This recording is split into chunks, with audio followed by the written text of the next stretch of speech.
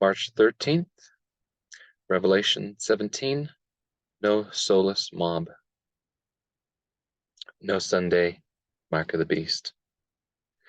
The fact is this: there is strong interest today in Laodicea, the Project 2025, and its day of rest policy for workers will eventuate in a national Sunday law in the USA because they say Heritage Foundation has developed a policy platform that is for the workers' rest. See page 589 here. A component in the restoration of America is to strengthen it was once blessed with being one of the two birthright nations. This is their policy platform for the next Republican president when sworn into office. Okay, so is this a repeat of the 1880s when National Sunday agitation was a reality? Does today's theological climate differ from that of the 1890s? Why is Revelation 17 absolutely necessary to have an understanding to why one can say with complete certainty there can be no SOLIS, mark of the beast? This discussion sets out the relevant facts because whenever any discussion today ventures into the realm of Sunday law, National Sunday law, a very important biblical question must be answered. Should you omit Revelation chapter 17 to obtain the answer about the mark of the beast? Why does this chapter interface with Revelation chapter 13? And why do these and a number of other biblical elements converge to bring about defining the worship of the image and the mark of the beast? No one has ventured this far into biblical prophecy with any accuracy. The answer is very plain. Revelation 17 can never be omitted. The details of Scripture and how they converge will surprise many, and when you see it, you cannot unsee it. Now, for this discussion, no Sunday mark of the beast, no SOLIS mob. There cannot be any mark of the beast in the form of SOLIS Sunday law, due to the information provided by God about the 7th and the 8th kings of Revelation chapter 17 and the work of the 10 kings, who in 1 hour destroy the woman. This is because the beast of Revelation 13 is the Mashiach Beni David, aka the 8th king, and certainly cannot be Beni Ephraim, which is the 7th king of Revelation 17, nor the guy who wears the pointy hat. Laodicea assumes the beast of Revelation 13 is the same beast as in Revelation 17. The reason is God has explained why the 7th and 8th kings are fully involved in the end events with the 10 kings, and this is the only way Revelation 13 can be understood with laser-like accuracy. The 10 king scenario. There cannot be any SOLIS mob, since there is next to no informative understanding of the 10 king scenario by Laodicea. Absolutely nothing. What is the 10 king scenario? 10 equals 10 successive kings. The second 10 equals 10 contemporaneous kings. The 10 successive kings is defined from Daniel 7, and Revelation 17 speaks of the 10 contemporaneous kings, and both contain very important details. The 10 consecutive kings, commencing in Daniel 7, 7-8, says, "And after this I saw in the night visions, and behold, a fourth beast, dreadful and terrible and strong exceedingly. And it had great iron teeth. It devoured and brake in pieces, and stamped the residue with the feet of it. And it was diverse from all the beasts that were before it, and it had 10 horns. I considered the horns, and behold, there came up among them another little horn, before whom there were 3 of the first horns plucked up by the roots. And behold, in this horn were eyes like the eyes of man, and a mouth speaking great things."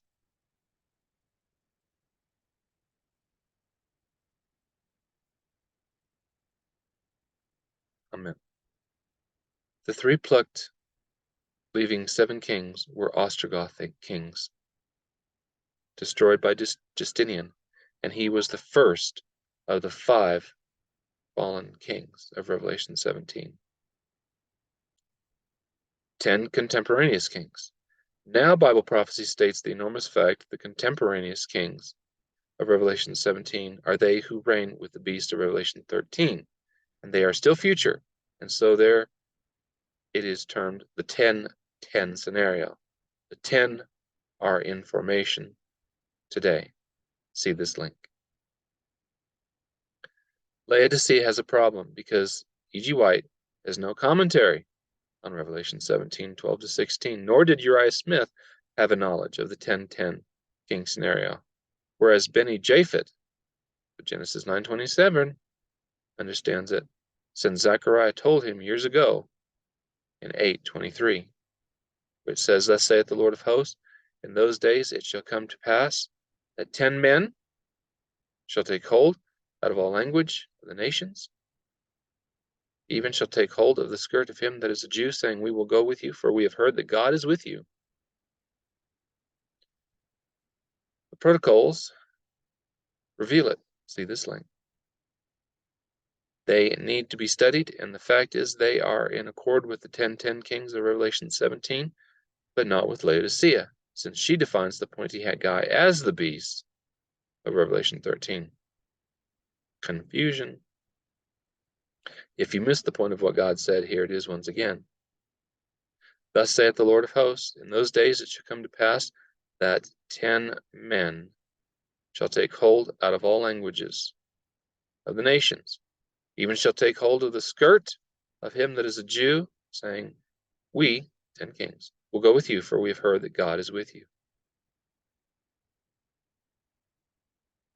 Whereas the protocols reveal the 2 phases of this matter, being the 7th, Scarlet 7th, who is very likely to be a Brit royal, and his destruction at the hands of the 8th, who is Benny David. See Revelation 17:10-12. And there are 7 kings, 5 are fallen, 1 is, and the other is not yet come. And when he cometh, he must continue a short space. And the beast that was and is not, even he is the 8th, and is of the 7, and goeth into perdition. And the 10 horns which thou sawest are 10 kings which have received no kingdom as yet, but receive power as kings 1 hour with the beast. The arrival of the 10-10 kings equals the upcoming 7th revival of the scarlet beast and its conversion into the 8th non-scarlet beast, which ushers in the 10-10 temporaneous kings, in which everything will change with the upcoming planned destruction of Vatican City. You will have gathered by now, there can be no mark of the beast. SOLIS. Here is an additional aspect very few, if any, recognize. Since Revelation 17 was the wilderness scenario up until verses 12-16, and EGW says nothing about it, there was no mark of the beast in the wilderness scenario, since the woman set over 5 successive kings during a 1260-year period from 554 to 1814, in which a pattern of revival and catastrophe historically identified who these 5 great kings were.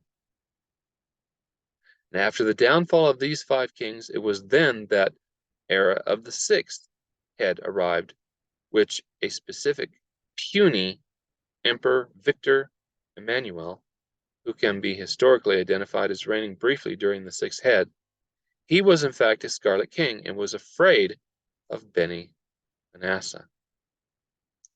The remaining 7th king precedes the 8th king, who is of the 7, but the 8th is not a scarlet king.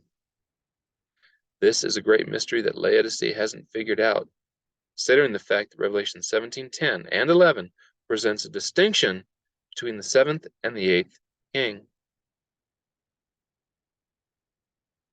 And there are 7 kings.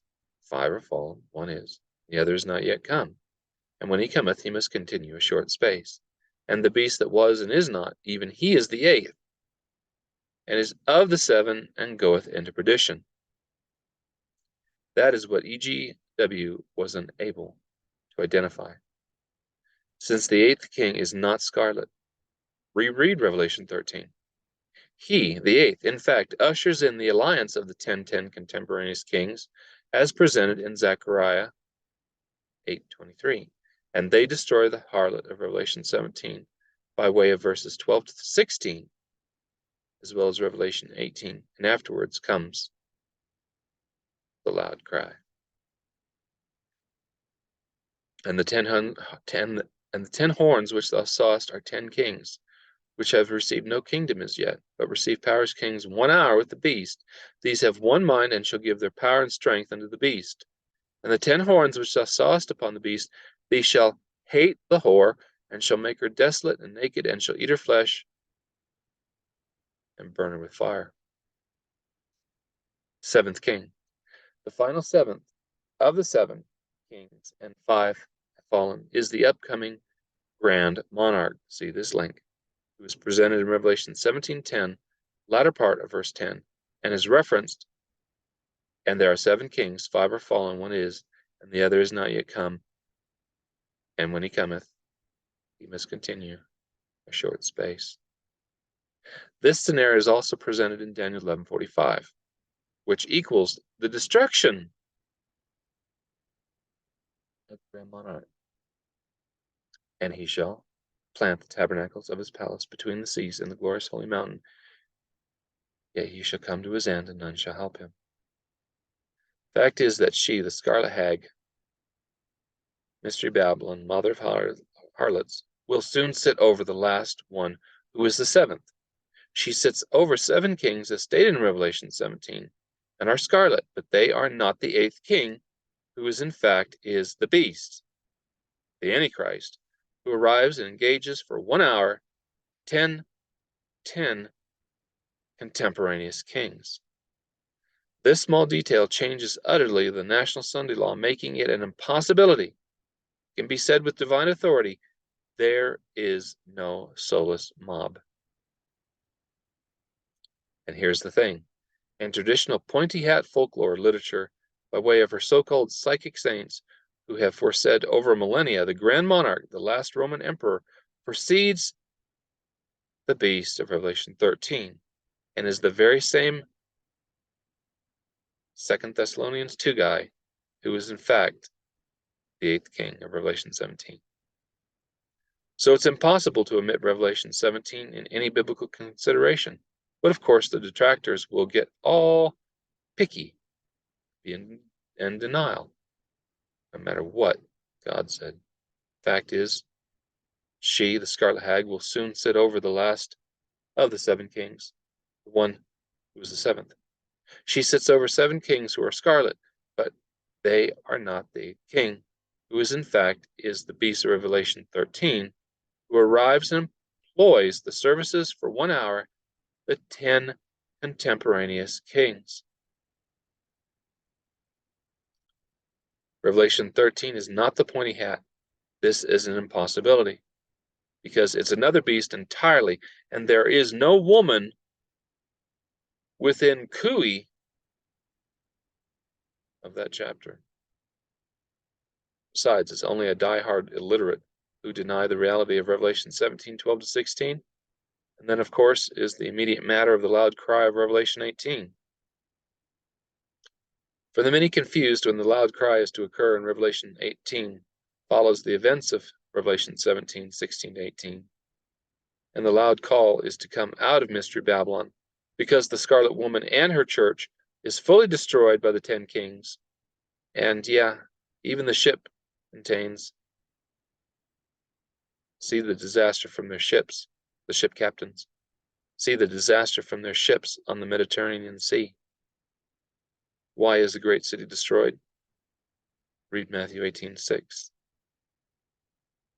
Fact is that Revelation 13 is in fact the 10 contemporaneous crowned king scenario. It is written, and I stood upon the sand of the sea and saw a beast rise up out of the sea, having 7 heads and 10 horns, and upon his horns 10 crowns, and upon his heads the name of blasphemy. The 10 horns which are crowned contemporaneously in the form of the fourth beast, swallowing up the earth. Revelation 13:1 marks the time frame of Revelation 17:12 to 16, and Daniel 11:45. And Revelation 18, since both reveal the attempt of the seventh king to lay his scepter down in the glorious land, and none shall help him. Why? He suffers the deadly wound of Revelation 13, and then, and only then, the literal 1260 days commences.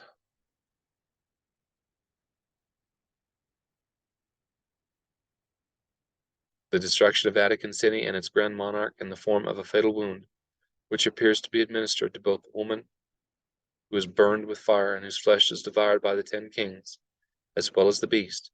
And this is present in Revelation 17:12 to 16 and Revelation 18, as well as the seventh, the grand monarch, who is also taken down in order to make way for the 8th king, who is of the 7 and going to destruction. Conclusion: the pointy hat cannot bring about the scenario for the mark of the beast, since it is destroyed in Revelation 18, as well as Revelation 17:12 to 16. And that equals no Sunday mark of the beast. Revelation 11. Sunday or SOLIS cannot be the mark of the beast because Laodicea has an incorrect understanding of Revelation 11. Since Laodicea erroneously applies Revelation 11 to the French Revolution. Nothing could be further from the truth, since the French Revolution never produced a literal earthquake that killed 7,000 people and destroyed a 10th part of the great city. It says, and the same hour there was a great earthquake, and the 10th part of the city fell, and in the earthquake were slain of men 7,000, and the remnant were affrighted and gave glory to the God of heaven. This is a future event, and the place where it is to take place is referenced to as the great city where our Lord was crucified. The description is rather obvious and aligns with Isaiah chapter 2, whose New Testament application is in fact Revelation 11. Isaiah 2 is specific since it is stated that the prophecy is for the latter days. The problem with Laodicea in Revelation 11 is that they assume that it was at the end of the 1260 literal years, that the French Revolution came about. Here again, this is a major error, considering the fact that this prophecy will now take place in literal time, as in 42 months, just like Revelation 13, since both Revelation 11 and Revelation 13 fall within the timeline of the 10 contemporaneous kings scenario. And that is the reason why the peoples of the earth celebrate and give gifts to one another, because these two prophets tormented them. It was the unity of Zechariah 8:23 that is interrupted by the two witnesses. So after their demise, they of the nations, peoples, and tongues send gifts to one another. This is in fact the 10 kings. Revelation 11 falls within the same literal 3.5-year period of Revelation 13. And the fact is that the man of fierce countenance, with the aid of the beast from the bottomless pit, gets rid of the two witnesses.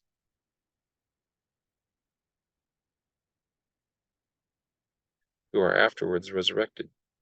Then the people celebrate and do not permit their bodies to be buried. Yet after 3.5 days they hear a voice from heaven and ascend to heaven in a cloud. This is a very real, literal event, and the French Revolution lacked many details of this future prophecy. Case in point, the so-called Laodicean explanation takes place close to the end, 1260 years. The historians are saying that the French Revolution was in fact a 10-year period, where that lasted from 1789 to 1799. See the link here. There is a very embarrassing problem with the Laodicean interpretation of Revelation 11, since you have to include the 1260 days in the year-day principle as being 538 to 1798. You cannot apply a specific 3.5 year period in literal time with the already existing 1260 literal years. The reason is the apotelesmatic principle overrides the Laodicean Millerite error.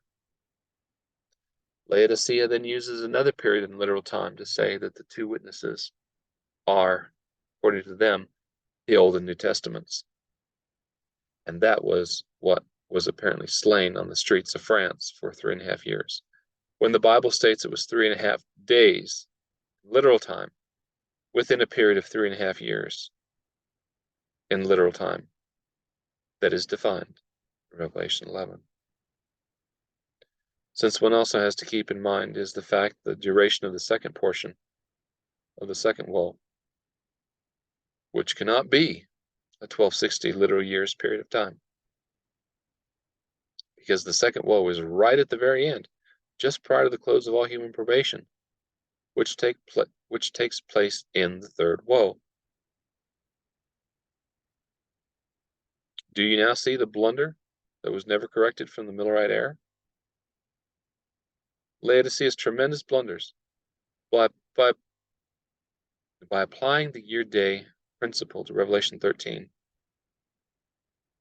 In the year-day principle, they made another tremendous blunder, not realizing that it has to be in literal time, since Revelation 13, like Revelation 11, both fall under the heading of the 10:10 contemporaneous king scenario that must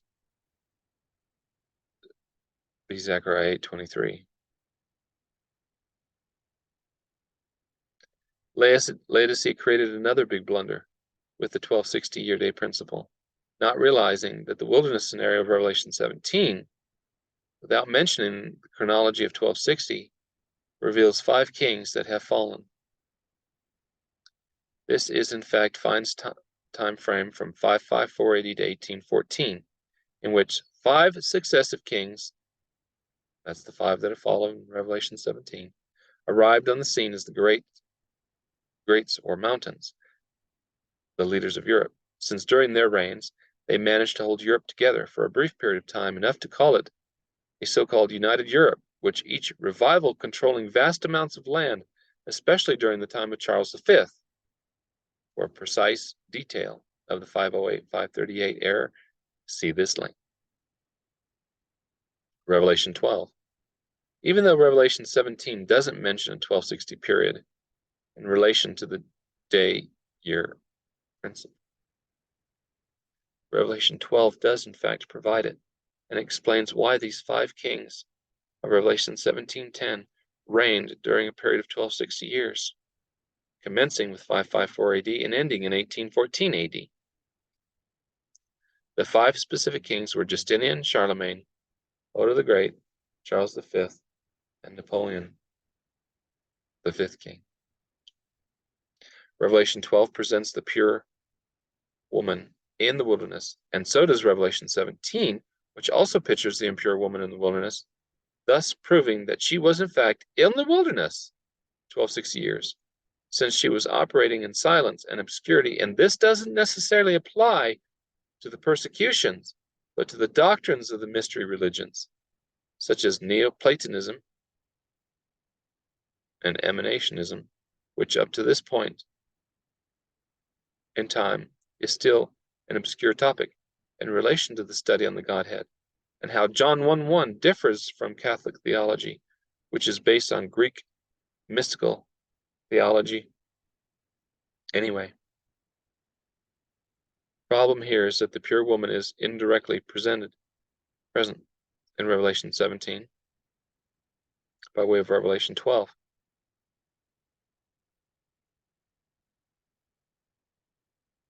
In fact, in Revelation 17, the impure woman is persecuting the pure woman, since both are in the wilderness, and the remnant church is little known today, since Vatican City has accused the remnant as being Gnostic, such as the Cathars, which in fact they were, along with the Albigensians, whom E.G. White presented as true Christians in the Great Controversy, but in reality were Gnostic Christians. Yet I once had in my possession an Americana encyclopedia from around 1967, which stated that the Waldensian Christians considered themselves as being the true remnant of the Christian Church prior to the secularizing acts of Constantine. Some of these Gnostic Christians went by names such as Perfecti. There were also the Bogomils, which translates as love of God. According to Herbert W. Armstrong, they were a true Sabbath-keeping remnant.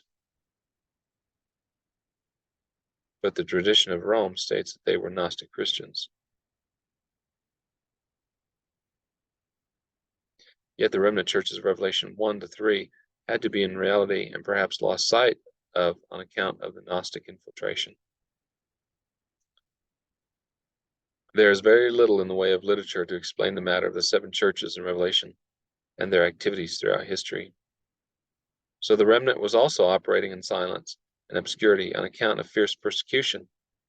Laodicea assumes that they are the remnant church, but in all honesty, this is false, since the mind of the reader in the last portions of Revelation 12, their attention is placed on Revelation 13, which, as previously stated, is the 10-10 contemporaneous scenario. This is proven by its description: 7 heads, 10 horns, 10 crowns on the horns. The time frame for this upcoming is the 10-10 king scenario. Then the dragon was enraged at the woman and went off to war against the rest of her offspring, those who keep God's commands and hold fast their testimony about Jesus. Revelation 17:12-14. And the 10 horns which thou sawest are 10 kings, which have received no kingdom as yet, but receive power as kings 1 hour with the beast. These have one mind, and shall give their power and strength unto the beast. They shall make war with the Lamb, and the Lamb shall overcome them, for he is Lord of lords and King of kings, and they that are with him are called and chosen and faithful.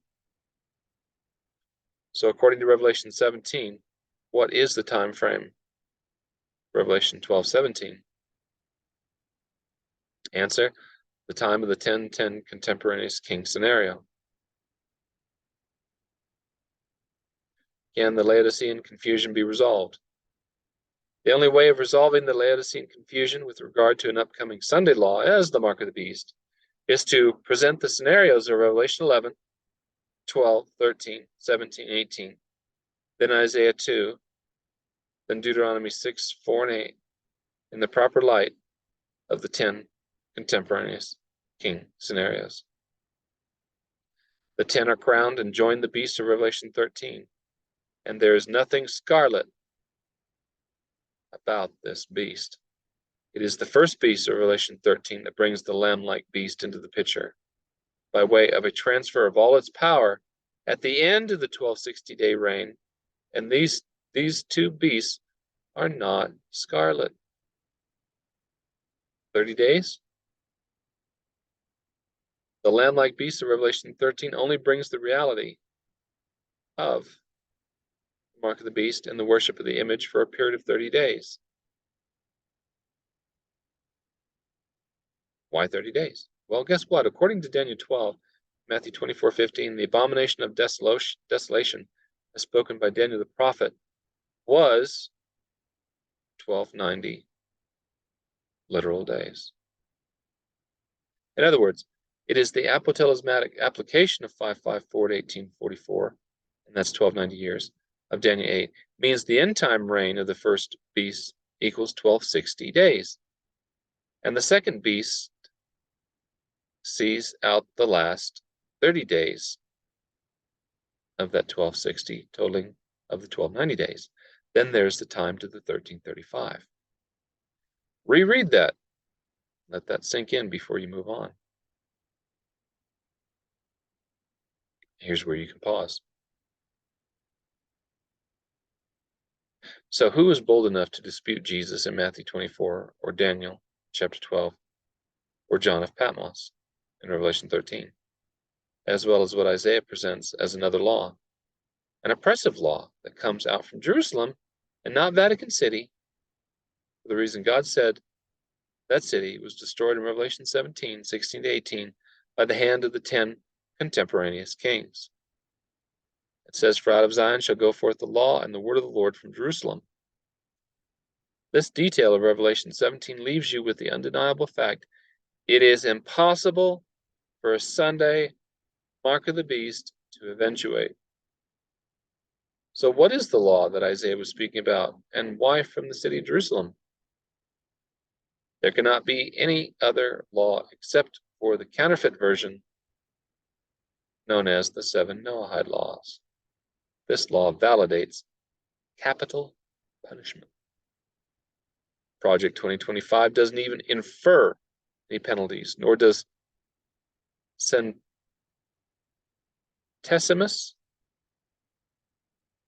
Anus or Rerum Novarum or Dies Domini encyclicals. Religious liberty. The following is for those who have vested interest in religious liberty. Has this law noted in Isaiah 2 been adopted by the Lamb-like beast of Revelation 13? The answer is yes. It's legalized by both sides of the 102nd Congress, and in the process, overpowering the First Amendment. Waiting to be applied when the 8th king, who God said hands over its reign with all its power to the second beast for the final 30 days of the 1290, which he who made described it as the abomination of desolation, as spoken by Daniel the prophet. Right? Revelation 13 is how God said the second beast of Revelation 13 gets involved. Note the transfer and exercising of all the power of the first beast. Fact is, God describes the first beast and the second beast as both are not papal or scarlet. The next fact is the law from Isaiah 2 equals initiative of Beni Japhet that empowers the mark of the beast. Is it the same enactment of the 102nd Congress? Right? The second beast, God says, exercises all the power of the first beast. Right? And I beheld another beast coming up out of the earth, and he had 2 horns like a lamb, and he spake as a dragon, and he exerciseth all the power of the first beast before him, and causeth the earth and them which dwell therein to worship the first beast, whose deadly wound was healed. And he doeth great wonders, so that he maketh fire come down from heaven on the earth in the sight of men, and deceiveth them that dwell on the earth by the means of those miracles which he had power to do in the sight of the beast, saying to them that dwell on the earth, they should make an image to the beast which had the wound by a sword, and did live. And he had power to give life unto the image of the beast, that the image of the beast should both speak and cause that as many as would not worship the image of the beast should be killed. And he causeth all, both small and great, rich and poor, free and bond, to receive a mark in their right hand or in their foreheads, and that no man might buy or sell save he that had the mark, or the name of the beast, or the number of his name. Revelation 13 is the summary of the defining issues of the 8th king of the 3rd temple, who is the 2 Thessalonians 2 guy, and it's all about the warning of the first angel because of the Godhead theology of the 3rd temple that issues from the great city, and it's the Shema of Israel. Deuteronomy 6:4, "Hear, O Israel, the Lord our God is one Lord." This is the entire issue. The Godhead. Is it one God and unity consciousness, or a duality in John 1:1 and the unity described in John 17? Right? This is precisely what the first angel warned in Revelation 14:7. Right? In respect to Revelation 13 and the mark in the right hand or the forehead, Deuteronomy 6:8 states, "And thou shalt bind them for a sign upon thine hand, and they shall be as frontlets between thine eyes." Deuteronomy 6:8 prompts everyone that it's related to the first angel's warning, Echad Elohim, and that's what's to be accorded in the spiritual frontlets and a sign on your hand. So you better really know what Echad Elohim law from Deuteronomy 6:4 and 8 means. Why? It's a done deal. Or you will follow Beni Japhet's 3rd temple reasonings and the law of Yakad 1 from the great city, and succumb to the second beast of Revelation 13, and in that unity, worship the image and receive the mark. Right? No soulless mob. Right? Isaiah 2 provides the info about the mark of the beast. Since the oppressive law that comes from Jerusalem city and mark of the beast is brought in a contrary witness to that of the two witnesses. And why? Because the two witnesses caused damage control to be brought in. The two witnesses confirm Elohim Echad, and for that the religious component aided by the eighth king will be the invocation of the Kab Ein Sof mysteries of the unity consciousness, and so this is the law of Yakid. They insist this is meant by Deuteronomy 6:4. By the way, the seventh king is operational with Jerusalem city during the first beast, but continues only for a short space, as Revelation 17:10 says. The first beast extinguishes any and all semblance or vestige of soulless mob. No soulless mob, right? The Bible says the law comes from Jerusalem city, not the USA. The mark of the beast comes from the land of the second beast, which is either a man or Ben Manasseh, or both. The miracle-working false prophet is a man, since both he and the beast are thrown into the lake. Two personal beings. And the beast was taken, and with him the false prophet that wrought miracles before him, with which he deceived them that had received the mark of the beast, and them that had worshipped his image. These both were cast alive into a lake of fire burning with brimstone. But the George Washington visions shows the land of the second beast playing a role as a national Sunday law coming from Jerusalem city? Not a chance. Right? Mark of the beast is not Dies Domini or Dies Solis. It's one God and has nothing to do with either the seventh or first day. Why? That's really easy. The Beni Japhet guy keeps the seventh anyway. They endear Shabbat Shalom. Right? Problem for Laodicea is Revelation 17, which is the wilderness scenario up to the time Vatican City is taken down in that 1 hour with the beast. And then the 10 crowned kings feature in Revelation 13:1. Right? No soulless mob. Right?